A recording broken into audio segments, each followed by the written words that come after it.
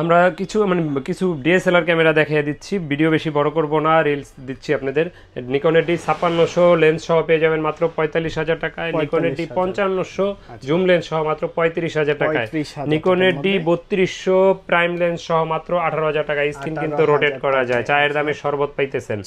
Mirrorless camera মাত্র 18,000 টাকায়।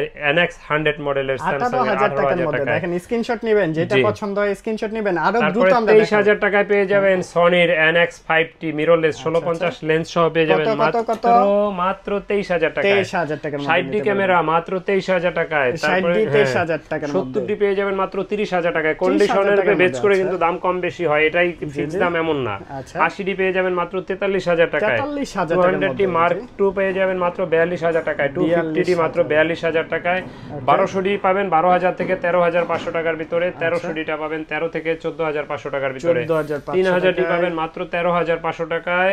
550D পাবেন মাত্র 14,000 টাকায়। 600D টা পাবেন 17,000 থেকে শুরু করে 18,500 টাকার ভিতরে। 700D টা পাবেন 19,000 থেকে শুরু করে 24,500 25,000 এর ভিতরে।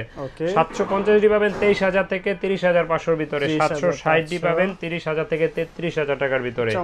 SLR পাবেন, এটার মডেল হলো H400 মাত্র 14,000 টাকায়।